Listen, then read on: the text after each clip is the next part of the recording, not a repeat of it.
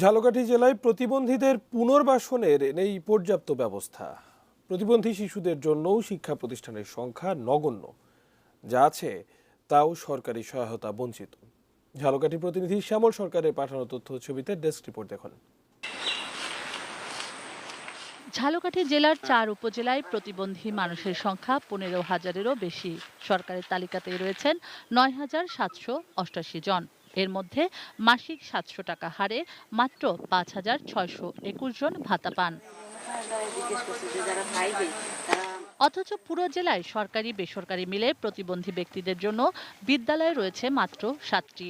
এর মধ্যে অন্ধজনের জন্য একটি সরকারি বিদ্যালয় ও প্রশিক্ষণ কেন্দ্র, বেসরকারি সংগঠন সুইড বাংলাদেশের পরিচালনায় একটি বুদ্ধি প্রতিবন্ধী স্কুল। এছাড়া ব্যক্তি উদ্যোগের 4টি স্কুলের মধ্যে এমপিভুক্ত মাত্র একটি। এসব প্রতিষ্ঠানের শিক্ষার সুযোগ পাচ্ছেন মাত্র 500 প্রতিবন্ধী শিক্ষার্থী। বাকিরা রয়েছে অবহেলায়। আমার এই 3টে বাচ্চা তিনটাই এই রকমের প্রতিবন্ধী, দৃষ্টি প্রতিবন্ধী। স্বাভাবিক সীমিত আয় আমার ওই বাচ্চাদের এই চোখের খরচেই চলে যায়। এই যে প্রতিবন্ধীতে যে একটা বার্তা পাই আর কোনো কিছুই পড়াইতে পাই না। সরকারি কোনো অনুদান এবং বেতন ভাতা না হয় শিক্ষকরা মানবতা জীবনযাপন করছেন। প্রতি বছর নিবন্ধিত প্রতিবন্ধীদের মধ্যে শতকরা 21% ভাতার আওতাভুক্ত হয়, জানালেন এই কর্মকর্তা। আমাদের এই ভাতার প্রাপ্ত যে সংখ্যা প্রতি বছরই বৃদ্ধি পাচ্ছে।